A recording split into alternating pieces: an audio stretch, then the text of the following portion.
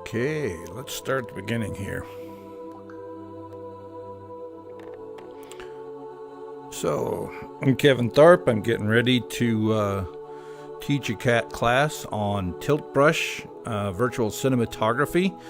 And this is the beginning of gathering data for that. So I'm going to go in and actually create some content today and kind of talk my way into it as if there was somebody in here that I was trying to teach how to do this stuff.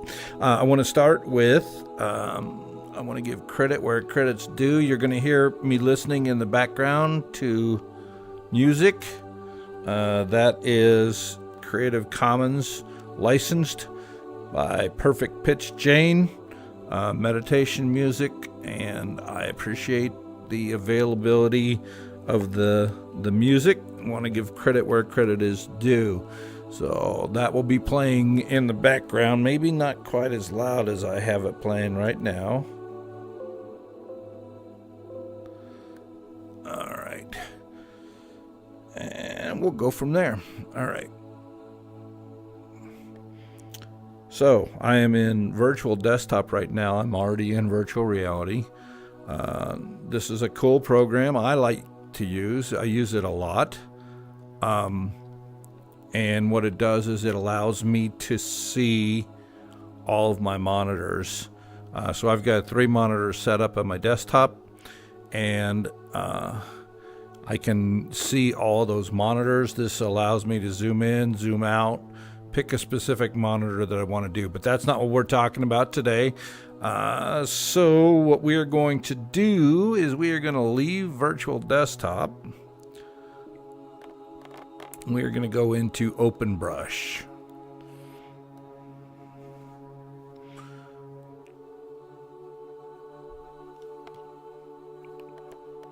All right, so just the basics first. The OpenBrush is the software we're going to be using.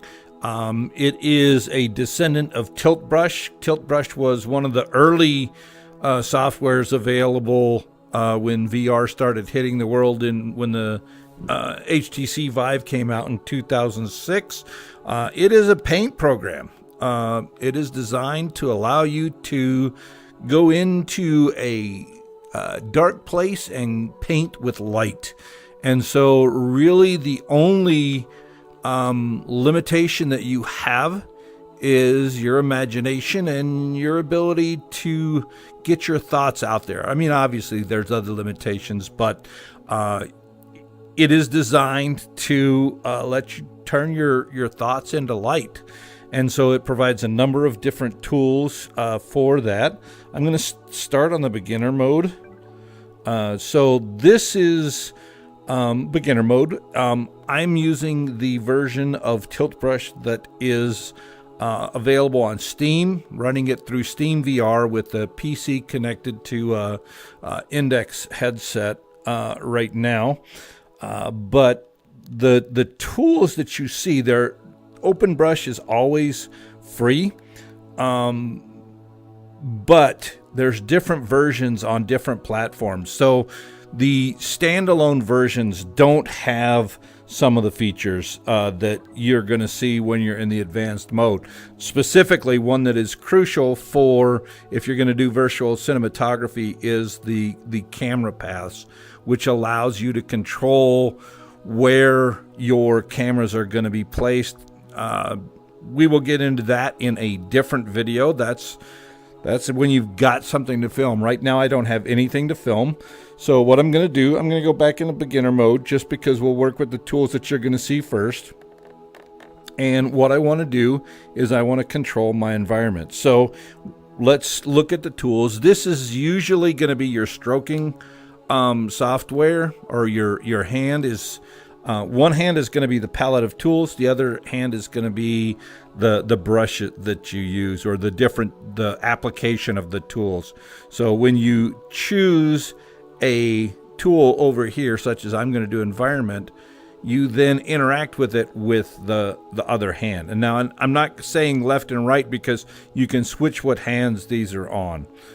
So I'm going to go into the environment first. And honestly, I like to work in pass-through. There's different options here. There's night sky. And really, you should come in and see these. So, for instance, there's a pedestal. So if you want to work on that, there's a number of them. You should get in and check them all out because they're all different. But the one that I'm going to go into right now is pass through. And I like that because it is me going into a dark space and painting with light. It doesn't have any of that extra stuff. Now, that extra stuff serves its purpose, but that's not what I want to be using for me today. So we need to start with our brushes. So on this palette or this menu, and by the way, the menus can be moved around when you get into the advanced. There's different strokes that are in here. These are the standard strokes. You can go into experimental settings and add more strokes later. But to begin with, you have these sets of strokes. And it's a very useful set of strokes, honestly. I've done most of my art using strokes from these, and new ones show up all the time. So what you see here are strokes that are new, that have been added through the experimental that I haven't even tried yet. So let me see what that does. Oh, that's a lot of motion. So that's just something to be aware of. That's not the one I'm going to use. Actually, I'm not going to start with working with brushes I've never used before because I'll get wrapped up in those brushes instead of walking you into what we're doing here. So what I want to do is I want to pick my brush. And you'll end up having preferred brushes. One of the things that you can do is just take and grab each brush. And by the way, I'm using my thumb pad here to change the size of the stroke. So those are the same exact brush, but with just a different stroke size. So that's one of the things to learn, is that there's a number of different options, even within the same brush. So you can change the size of the brush. The other thing that you can do is you can change the size and the size of the world that you're looking at. So what I'm going to do is, when you first start, you normally are going to start at human size. I tend to automatically shrink everything down just from years of having done it. So you can go from dinosaur size to elephant size to human size to dog size to squirrel size. And what that does is that's a perspective. So if I was human size, what would these strokes look like? And so you've got that ability to change, and you've got the ability to change the stroke within each of those settings. So if I go into dinosaur size and I do a full size stroke, and then I go down to squirrel size, that's a gigantic stroke. So doing the same thing, the largest stroke in squirrel size, and then shrinking down to dinosaur size, you can barely see that stroke. So that's one of the ways that you can manipulate the space that you're in. So you're not as bound by physics as if you were working in tangible world. So that gives you a lot of flexibility, but it also makes you really think about, depending upon what you're going to do with the drawing that you've got, how are you going to manage that? So it's just one of those things: scale, size, and then the differences in the brushes in those different sizes. Okay, so that's kind of an intro to some of the things that you need to think about. I'm just going to do some painting, and then we'll go from there. I'm not going to go through all the brushes right now. I'm just going to get into painting because I feel like painting. And so I've got to decide what I want to paint. First off, before I do that, there are audio reactive brushes. Some of them are. So if you have music playing in the background, and I strongly recommend that you do, it really helps to set the tone for what you're doing. So, if you want uplifting music, play uplifting music. If you want mellow music, play mellow music. I'm tuning in to music that is more meditative in style. But when you turn on the audio reactor, you'll see this, and you'll notice that these little symbols show up on some but not all of the brushes.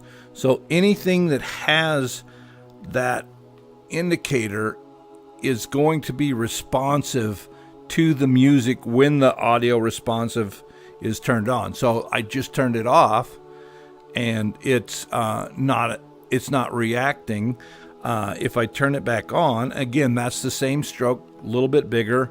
When it finds the music, then it starts changing the way that it strokes. So there's a lot of learning just in learning how to use those strokes and manage them, and whether or not you want them to be responsive. So that's a lot right off the bat, and that's all just on this paint palette. So it takes some experimentation. If you're new to this, I would recommend, if you're new to virtual reality especially, that you limit your first session to 20 minutes, just because this does do do things to your brain coming into virtual reality. You think in a different way. Your brain processes what you're seeing in a different way. And so until you're used to that, it can be disorienting. And even when you're used to it, it can be disorienting. So I'm going to work with brushes. I'll probably turn off the audio reactor just for now. And just go in and do some art. So what brushes do I want to do? I have favorite brushes that I turn to. My favorite is the Petal. It is an organic type of brush. And so you'll notice I went into the palette there. So I picked my brush. I checked it out. I went on to my color palette to see what color I'm going to work with. And this is a very flexible color palette. There's different ways of addressing it. And so you just sort of figure out which way you want to interact with it and find a color you want to work with. Now, it's the end of the semester. I'm tired. I'm a little bit grumpy, and I want to change my mood here. So I'm going to go with some bright colors, and I'm going to do something fun and whimsical and I don't know, just something to draw so that I can just get into that creative mode. And when I start doing that, I'll probably stop talking, because I'm spending more time thinking about talking than thinking about what I want to create. And that's okay, because that's part of what I came in here for. Let's do a turquoise kind of color. Sort of a, I don't know, let's do that. What does that look like? What does that do for us? Oh, that's pretty. Okay.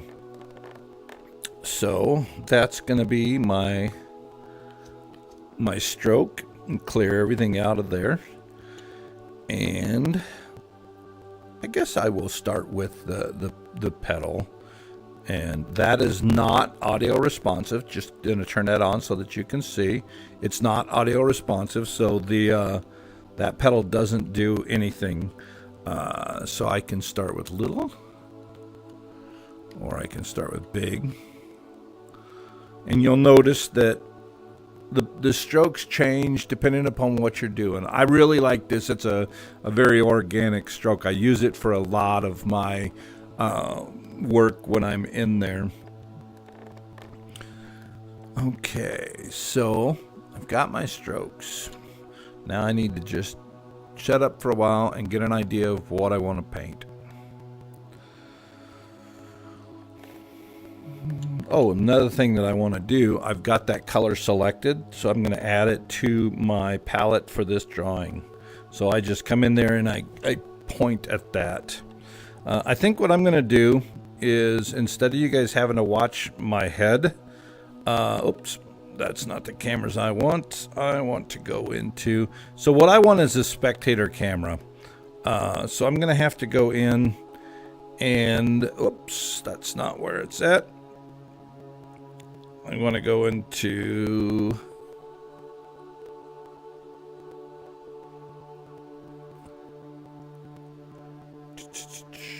oh.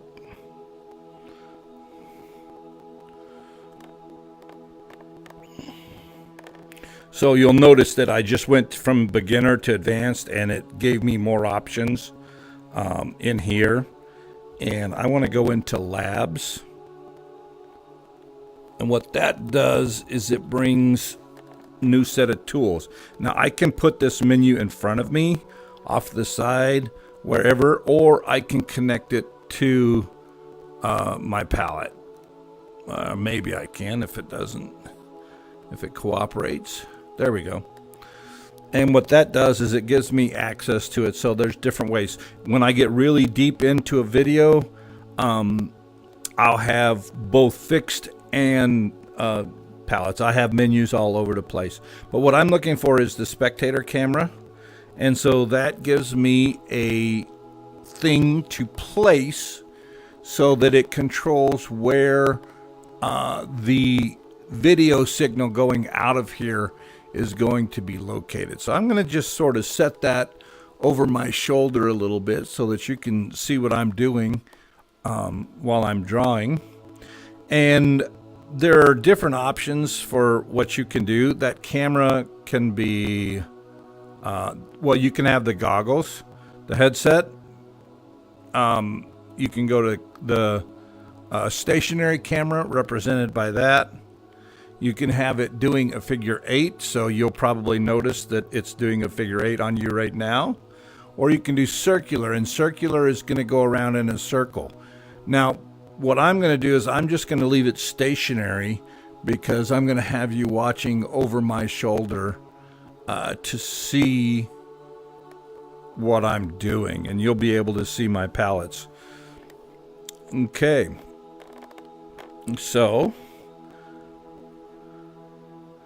I'm going to close some of these menu options. So the way I close it is by going back into more options and clicking on it again. So there are different settings that some of them will show up when you do that. Some of them will not disappear.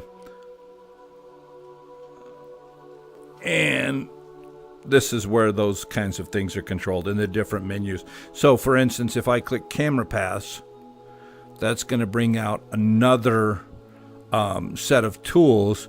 And then if I want to close those, I could add them to my palette, but if I want them to go away, I do it that way. So you can look at your different tools and see what's going on there. But in this case, I want to close that panel because I don't use it very often.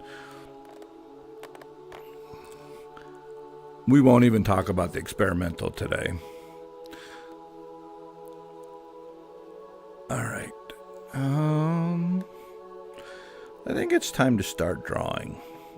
I'm going to just be quiet for a while and start drawing. I'm going to start with a different brush so that I'm not influenced by the brush right off the bat, because I don't know right now what I want to do in here today.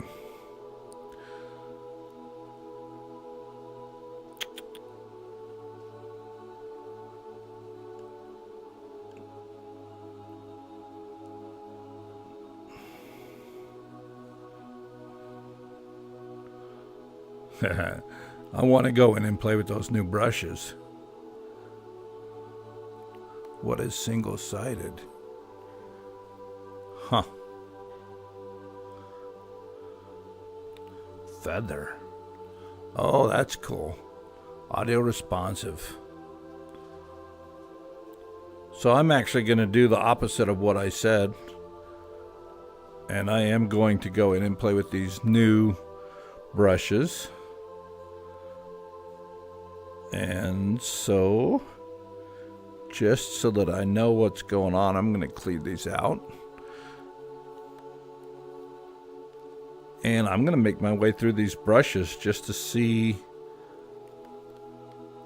what they look like. And I'm going to stay at I'm going to go to the human scale. And I'm going to do it I'm going to do it about halfway. So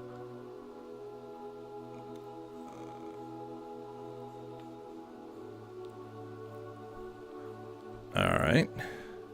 So that's, oh, I don't know how to pronounce that. Gouache? Gouch? Don't know. Mylar tube. Well, that's interesting. Rain. See, now when most people start doing this kind of art, they use a lot of motion.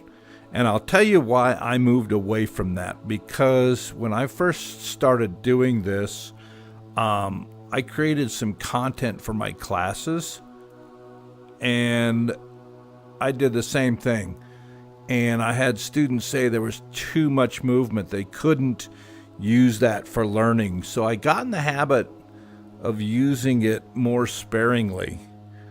So I now strategically, oh, see, now that's a lot. In fact, I'm going to erase that just because that is too much for this moment.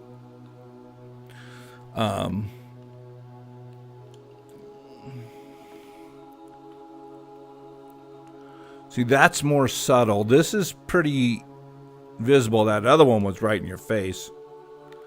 Bubbles. You see a lot of people use the bubbles in their sketches too.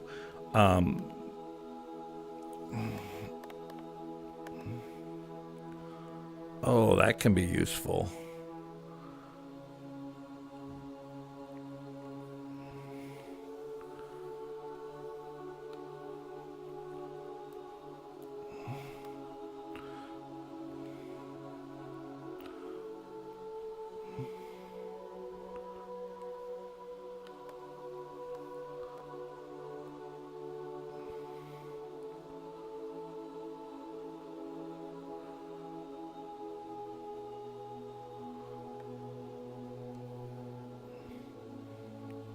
I'm going to turn that one off. Just because your brain has to process all that stuff if you're seeing it, and I'm not in the mood for that. Oh, that's cool. That's a useful tool right there. Yeah. Guts. Kind of looks like an earthworm.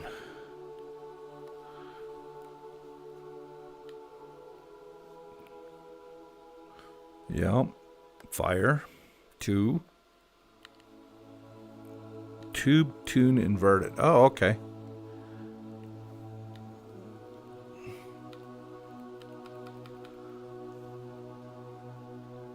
Oops.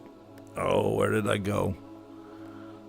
Some reason my system has started glitching so that when I do that, when I undo, it sometimes will drop me somewhere weird in space.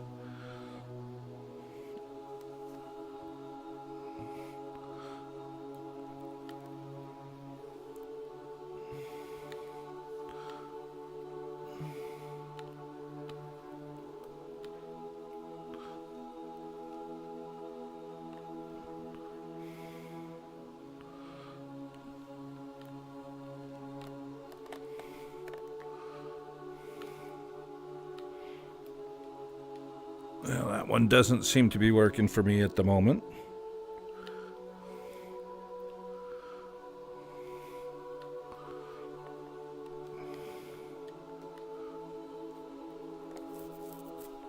Okay, bubble wand.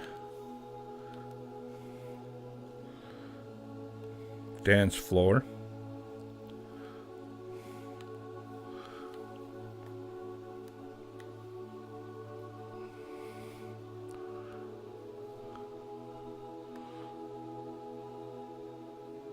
Drafting. Huh.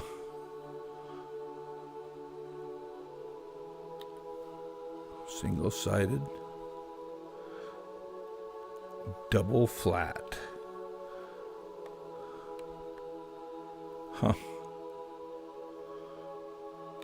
A tube highlighter. Okay. That one's kind of transparent. Feather we looked at a minute ago.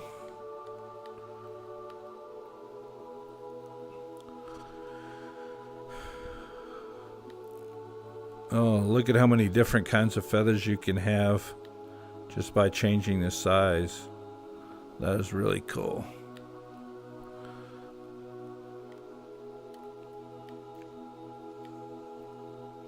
Looks like there's a minimum stroke on this. Yeah, if it doesn't get to a certain length, it doesn't take. Interesting.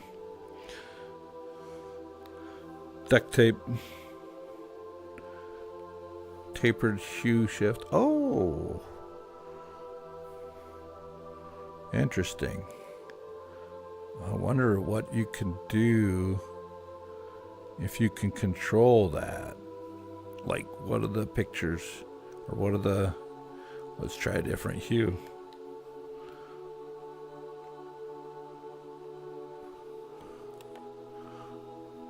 Huh.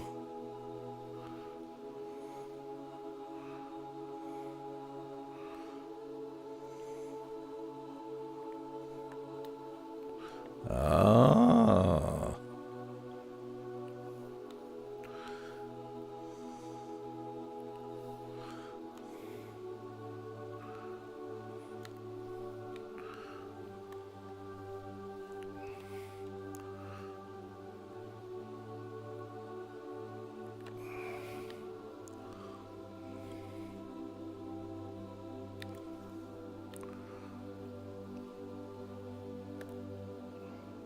Oh, that's a fun one. That may be what I go with today to help me get in a better mood. Yeah. Lace wing. Now, you'll notice I've drifted out of my human size. I'm an elephant. I tend to do that. I don't know why, but I tend to just shift the size all the time. Marbled rainbow. Charcoal.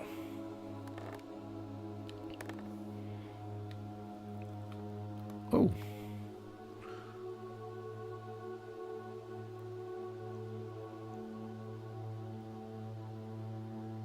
Well.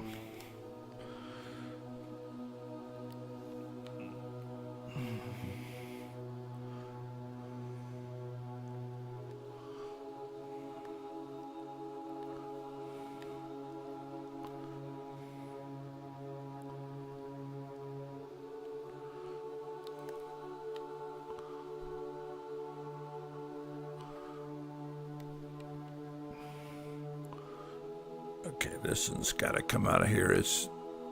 Oh, see, I'm not even sure. I set... Where is that one located? Oh, how are you going to erase that when you don't know where it lives? I bet you have to go back to... Oh.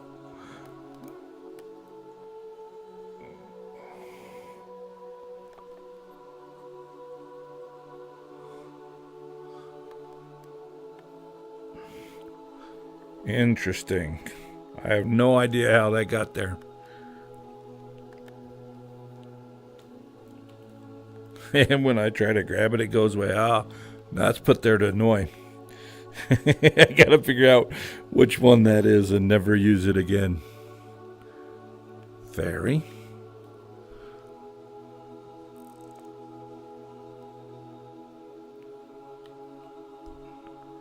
Space.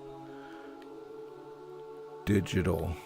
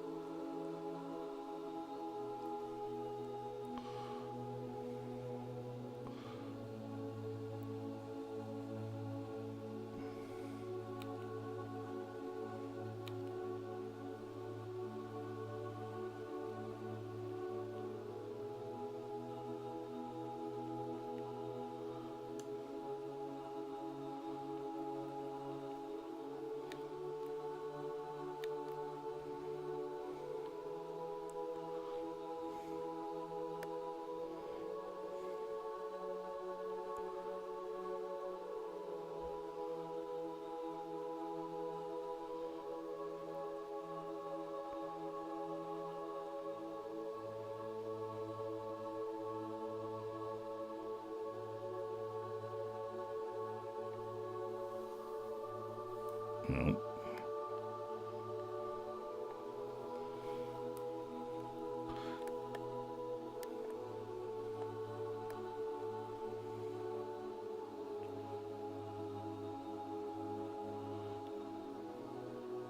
Oh, so I want to get rid of all of this.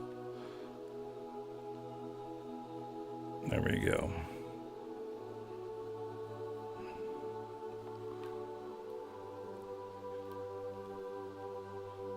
Oh, the undo and redo buttons on your handles.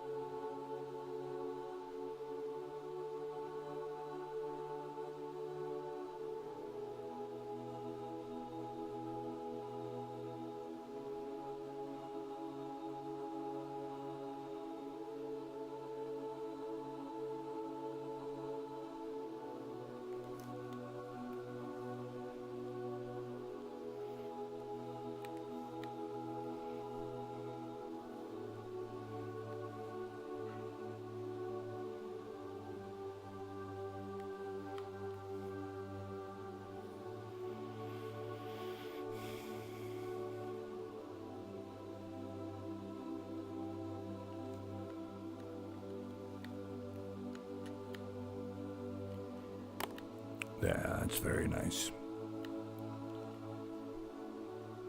I can see using that one. Sometimes it's hard to get a real fine element, and so what you do to do real fine work is you go down to the squirrel level, and then you set your brush size at the smallest possible. And then when you go back to the human size, it's almost imperceptible. But when you zoom in with a camera, it allows you to have those kind of details that give virtual reality art depth that is really hard to get in other kinds of medium, because you've got that ability to jump scales. I call it breaking physics.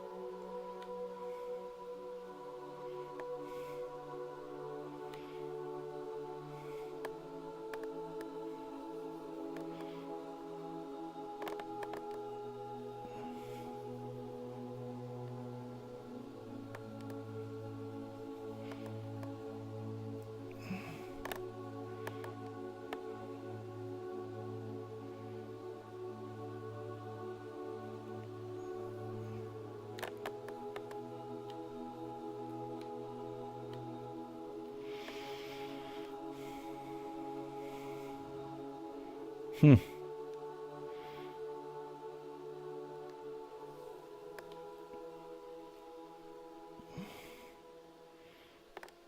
want to know how it decides which shoes to shift from and whether or not I can control that.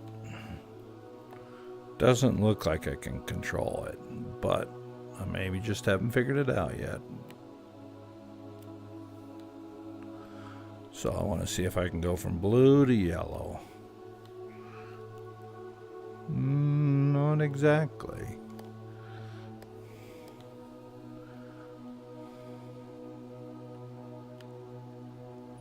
Yellow to green. Green to red.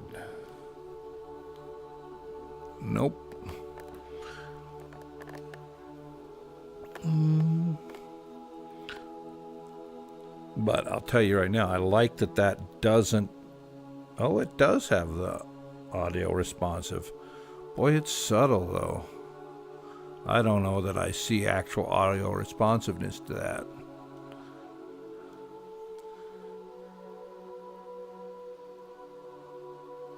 Yeah, something to be experimented with. And this was the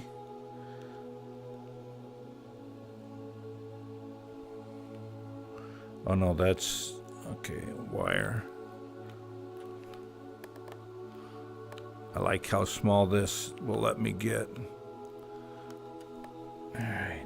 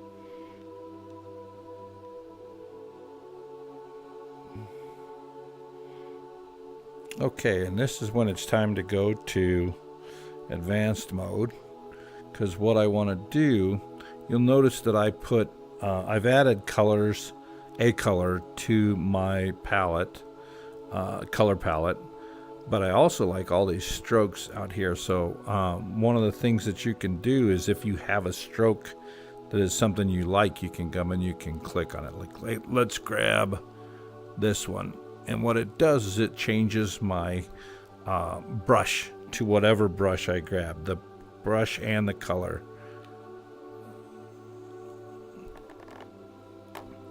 All right, so I'm going to make a flower. Yeah, I've been doing a lot of work with flowers lately. I'm going to start fresh here. I'm going to clean everything out. And we will, let's clear out our hearts. We're not getting rid of love. We're just moving it to the background. All right. So, some of my finer strokes that I had laid out. What do those look like when you put them up?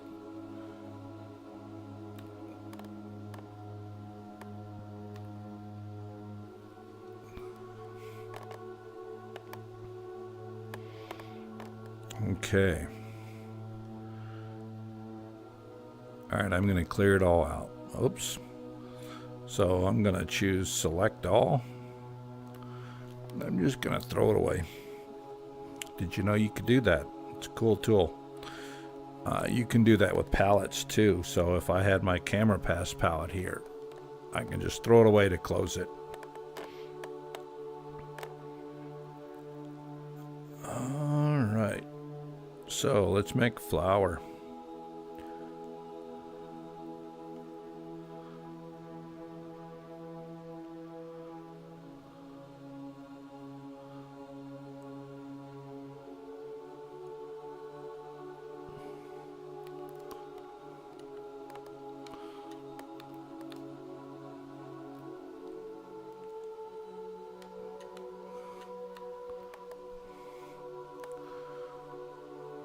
All right. All right, I'm going to put that over here as something I can grab. And I want to do something with this feather tool. So I'll put that over there. Except, you know what I want to make? Oops, there it went again. It shifted me to gosh only knows where. There we go. Maybe that was a signal for me to return to human scale.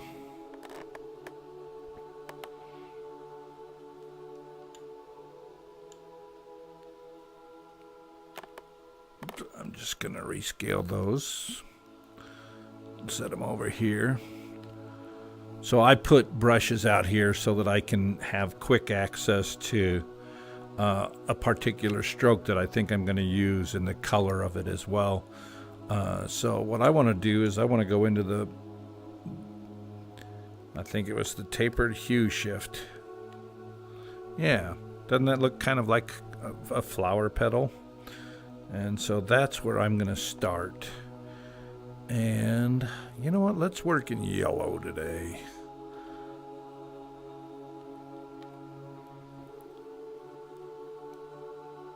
I want to do a yellow. Let's do a dandelion or something like that.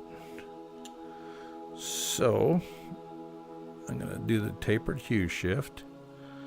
And let's get us a bright yellow. Ooh, it's going to have a little bit of pink with it. Nice. Okay, so let's see what the different sizes do.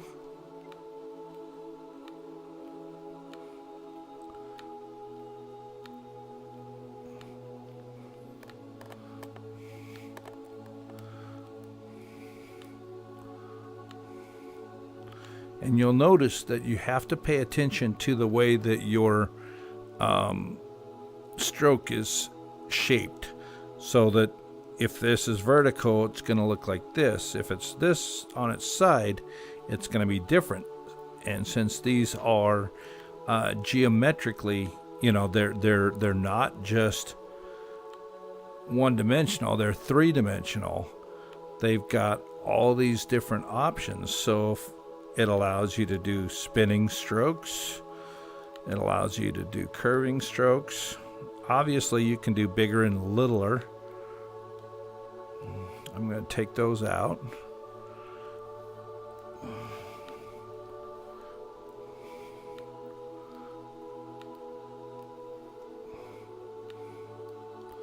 So it's important to shift around where you're working, because let me move this closer now that I'm doing some actual work. I don't know what the field of view is on this right now, but it's probably set at around 100, which you set the field of view in the OpenBrush config file. Okay, so what I want to do is I want to get back to the size that I was using because I've changed. There we go.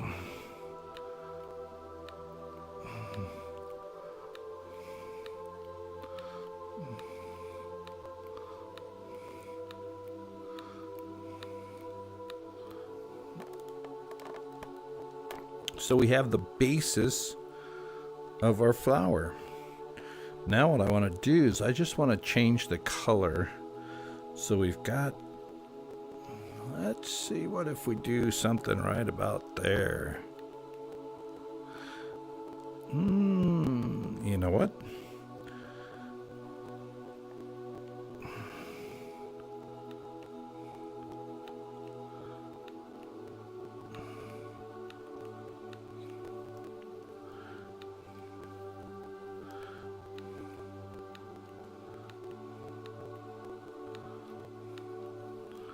See the three-dimensionality that it says getting? And since you can see through these strokes, you know, especially when it's sort of on its edge, it is flat.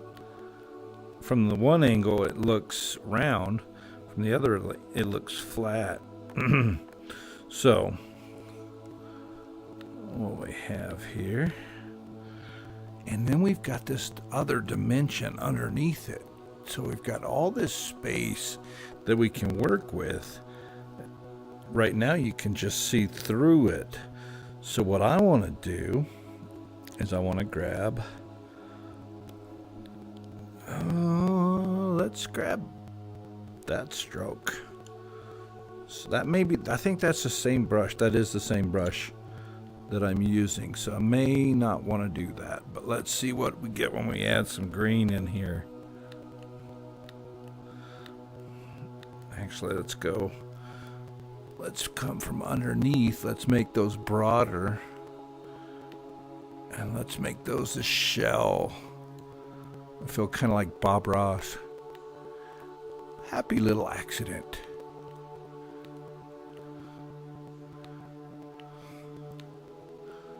Yes, I did just throw out a Bob Ross reference.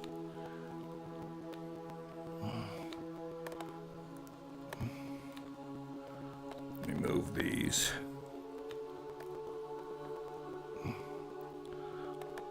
See, I go up and down, as that's one of the best tools that is available in here. So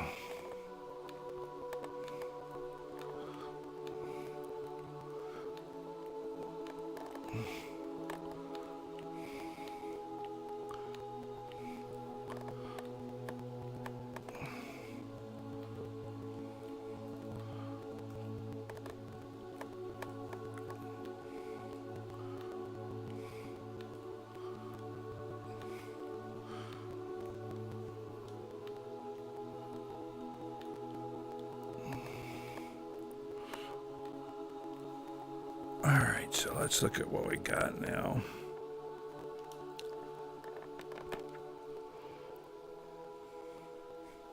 Well, it's certainly colorful.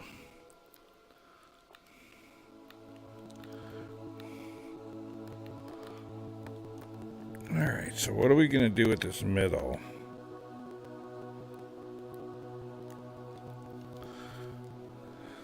I want to go to a different stroke now, or a different brush.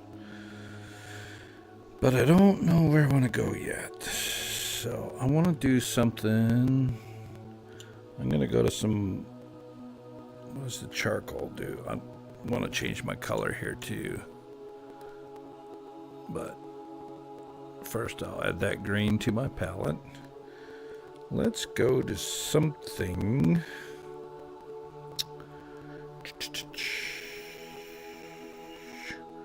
I want to go with yellow again, which I didn't add to my palette. So I'm going to grab that stroke and I'm going to add yellow to my palette, but I want to do it with a different brush now. I want to go to it.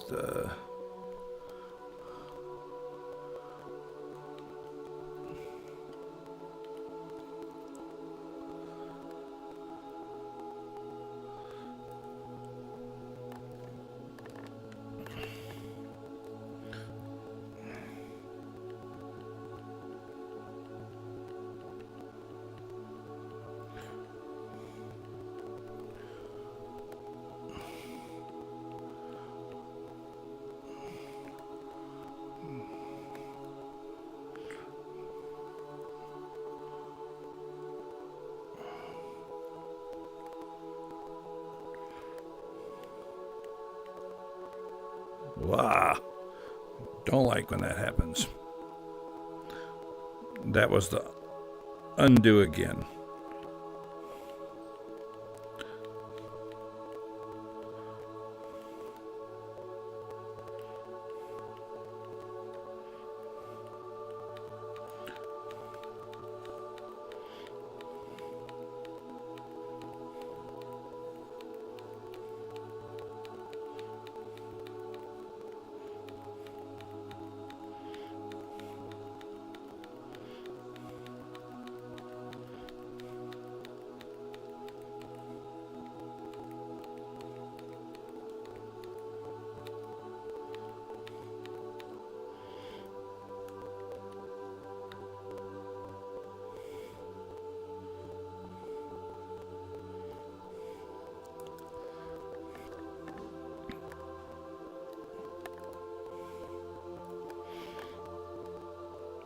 Okay, that's not the color I want underneath there. I wanted it solid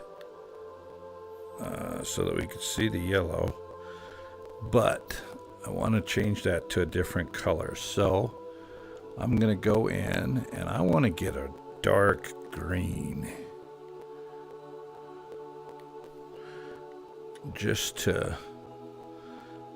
And what I'm going to do is I'm going to use the repaint, and I'm going to set the recolor on, and I'm just going to recolor those strokes. That makes the yellow stand out a little bit more. It lets that green be a base for the flower. Now what I want to do is I want to switch to my old favorite petal. And let me change this view a little bit.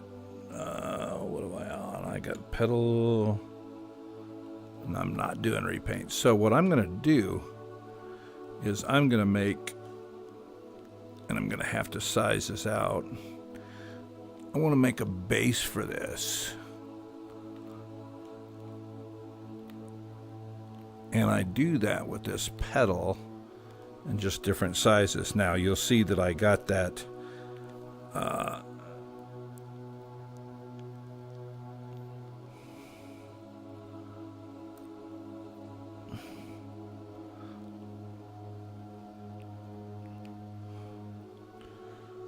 okay, now I want to mess with the color on this, or the lighting. So what I'm seeing is that's very dark with this black background. There's a couple things I can do. I can change the environment, which we'll do that just for kicks and grins. And you got the white environment, but look at this. This is still really dark.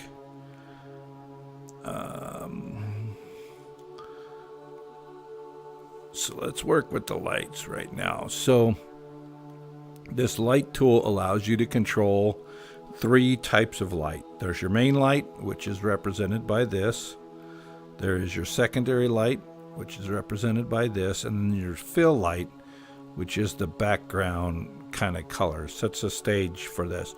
Now, I want to go with, for my main light, I want to go with, let's move something towards green. And boy, it's not having a lot of effect on this, but I may end up having to change it to white. Okay, so let's change that green light to white.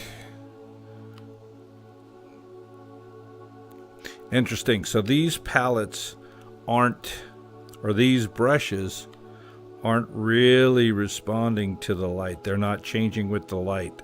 So that's something to note. Like I can't change how bright this is by changing the lighting, which means to me it's going to be a limited stroke because I use lighting to establish the effects that I do. But in this case, let's change the environment. Let's change it to black and see what we get. And then it actually looks a little bit more green. I don't know why. I just don't care for the pistachio. Pink lemonade. Yeah, those don't really work for me. We could put a snowman in here, although I don't know where he would sit. There he is. Now you'll notice, though, that your strokes cast a shadow. And that goes to the 3-dimensionality here of this. So while it only exists virtually, it takes into consideration the light, the opacity of the materials, and it will give it a shade, shadows.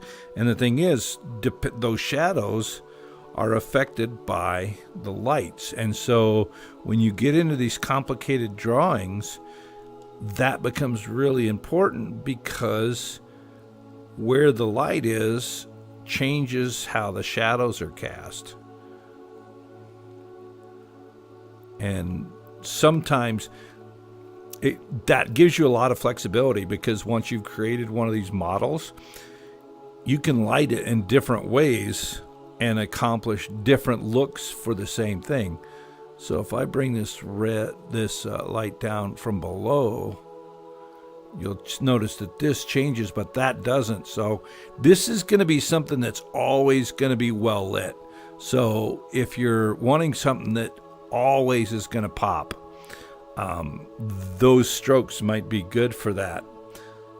And that's what you really just have to spend enough time in here learning how this stuff works, that it becomes useful to you, so that you can think of things like that. Like, okay, well, that's always going to be lit. I can't use that in a place that needs shaded, or that's something that, it's always going to be standing out.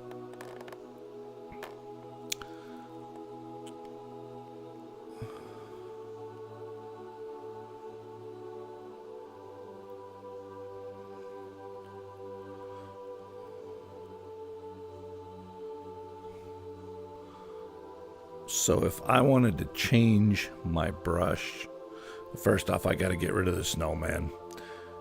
It's beginning of May and we're still getting snow. Not a big fan of that. Hide that. Go to my environment, and I'm going to go back to a pass through. Although, what did the standard do? Okay. So there's different tools, different functions. One of the important things to note is that the environment is not pass through. So if you've got something with the floor in there, you're not going to be able to look through that floor. But at the same time, you could put something under that floor that isn't going to be seen. So let's go to, I'm going to go to pass through.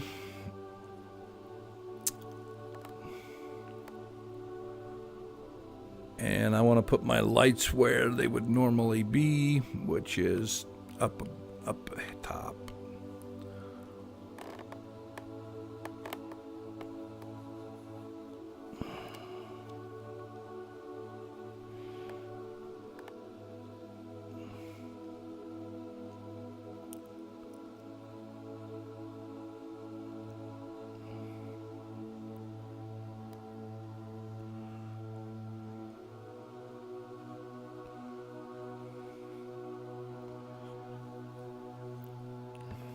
Just thinking through where I want to go with this next.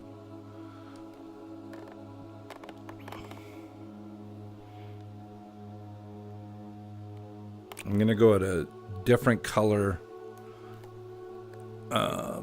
for these outer leaves. I'm going to go to something that's a lighter color so that it can be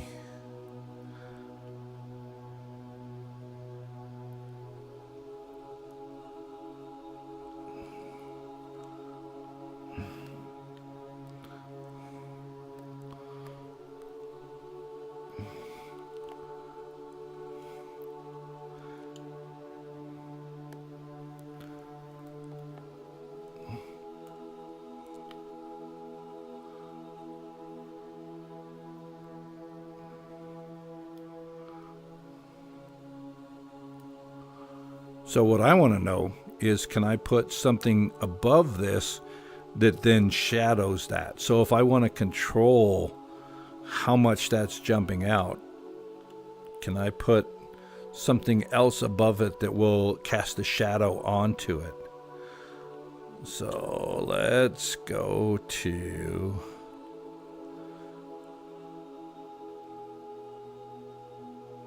Let's go to thick paint. Whoops, what have I got turned on? Repaint.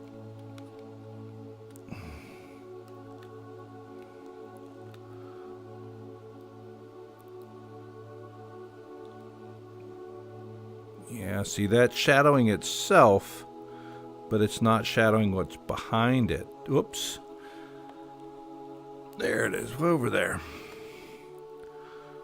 Which it means this is probably time to save our sketch.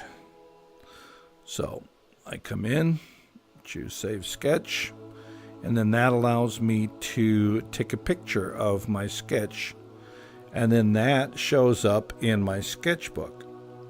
So my sketchbook is where I can access whatever I have stored in here. So any sketches that you've saved, you can work on them in here. And so here's one. I'm going to go ahead and load this one just so that I can show you the importance of the ability to change lighting. So this is a rather large sketch.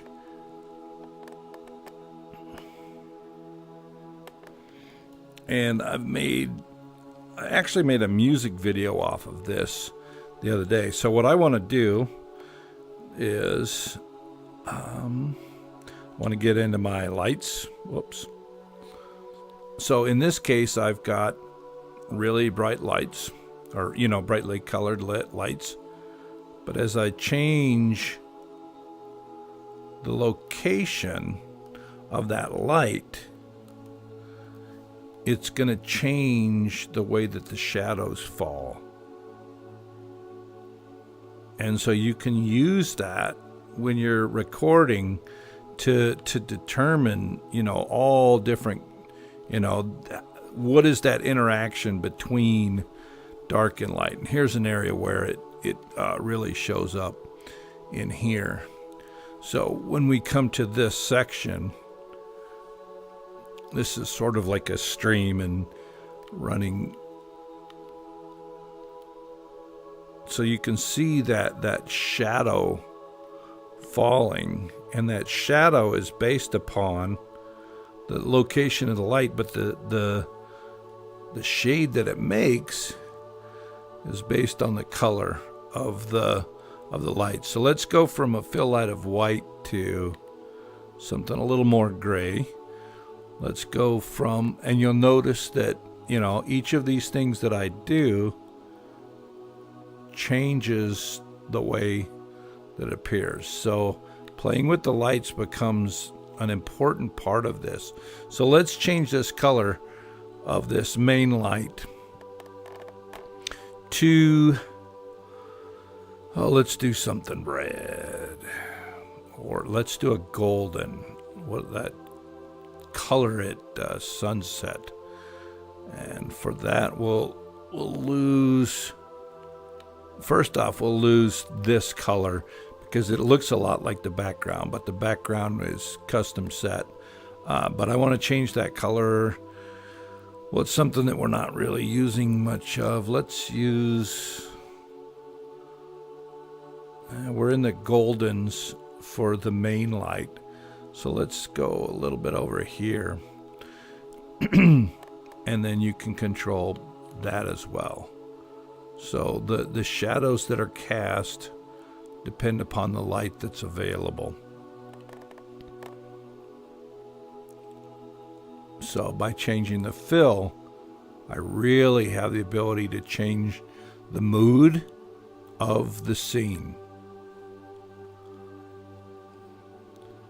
All depends on what you're trying to go for. So let me move out a bit and let's take a look from another direction. So let's move these lights over here.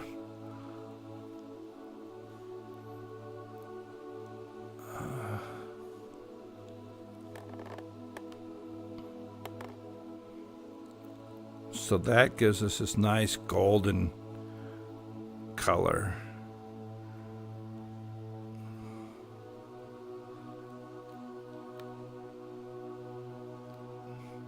Looks like sunrise there.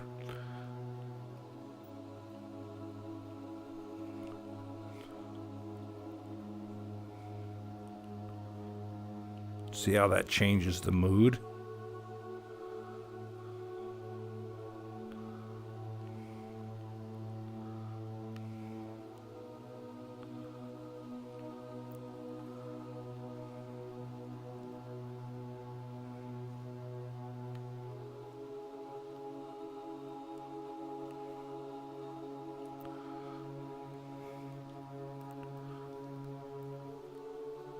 Oh, just turned on the camera pass. So here's the camera pass that we have in there. I'm not going to go a lot into camera pass today, but since it popped up, what I'm going to do is I'm going to show those camera pass. And what the camera pass do is they allow you to control a camera and how it proceeds through the scene that's in front of you, and it allows you to control with these different tools. So there's a direction tool, which controls which direction that camera is. There is a speed tool, which controls the speed, which right here is this brown one. So if I lift that up, you'll notice that that's going faster. So the distances between points, or the space between points, is where that makes a difference. And that's one of the things that you really have to focus a lot on. And the other thing that is available is a zoom point. So this controls how zoomed in it is at that particular place. So if I put it there, and I'll change the zoom first. So this is how zoomed in my camera is. This one controls the direction that I'm looking. And this controls how quickly it will make its way through. So you'll notice that if I turn this down, it goes much slower. And you can make it so that it goes really fast until it hits the next cue. It will go that speed. So what we've got here is a backdrop that has been manipulated. So I'm controlling that as well. Again, we'll go more into this in another video, but you can control that backdrop as well. So there's two colors that you can manipulate to control the backdrop. So the backdrop is that background.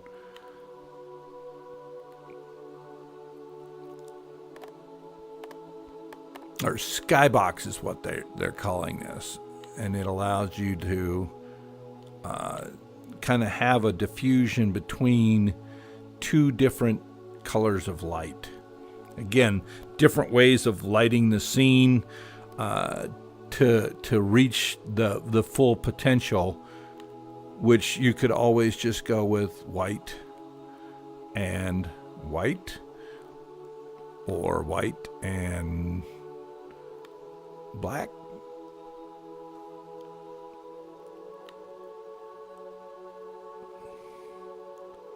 Or any combination of colors, two colors. And this takes a little getting used to, but it can really make a difference in, when you're shooting. Anything that affects the light in your scene is going to affect what you're doing. And as we look here, here's that camera path, and I can control when to stop it, or I can grab it and move it around. And that is the key to how you do the virtual cinematography. Is there's only a few different options here. Whether or not you can see the paths, you can add multiple paths, you can delete a path, or you can add points or take them away, direction points, speed points, and zoom points. But this is where the magic between the lighting and the camera, that's where the magic happens. The obviously the strokes are what build it. That is your scene, but the ability to light and film that scene is where the magic of the virtual cinematography comes in. So I'm not going to save any of that. Close these things down. I'm going to go to my sketchbook. I'm going to return to the sketch that I'm working on now. And you'll see that my backdrop goes from green to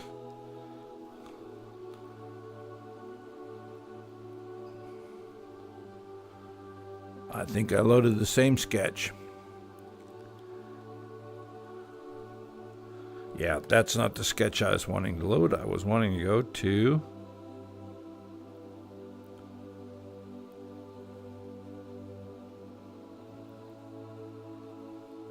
Where's my little flower? Oh, it's on the first page. My little flower. So my spectator camera's on. That's another way of capturing video.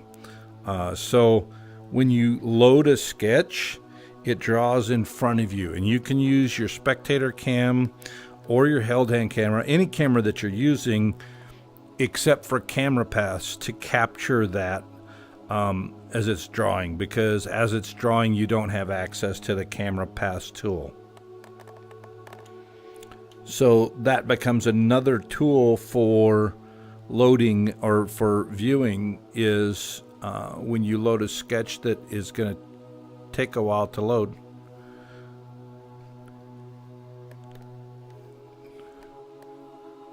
Okay, so I went into the middle of a production zone that I'm on here.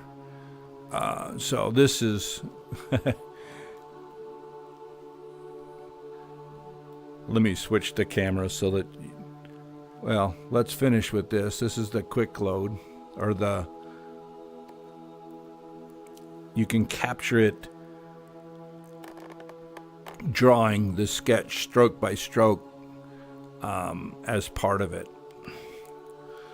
Or you can do a quick load and it all loads, and then you're not getting that. So this is an extremely complicated sketch. A lot of information in here. And so what I do is I created a Camera Pass that gave me the ability to film this, and you'll notice all around me through this, I've got different versions of this video that have been loaded in as media to this. So that's when you're getting to when you're really really getting into it. You're adding the local media, the local videos, all of that. So I didn't get my flower made today, but I am showing you a flower. Why don't I show you it in a couple different ways while we're here? Then I'm going to step away from the camera for a while. So I need to go back to the labs,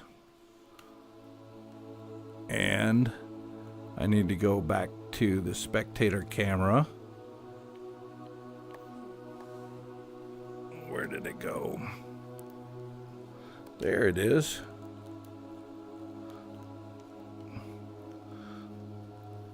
And I'm going to set this to a circular and just let it spin around.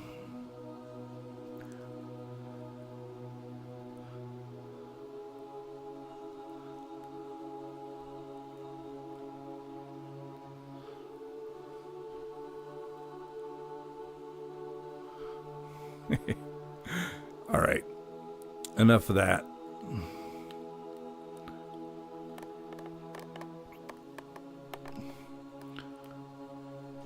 So you should be able to see the Camera Pass here. I'm going to step out of here for now. I've been in here for long enough for now. Not going to save anything I've done here. And so I'm going to, normally I would save my work. I'm going to exit the game. I'm going to go back to my virtual desktop.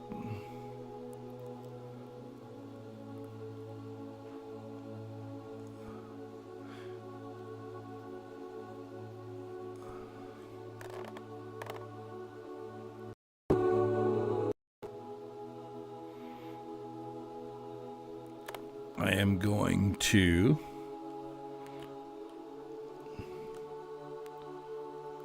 turn off my music. There it is. And I'm going to stop recording. Thanks, y'all.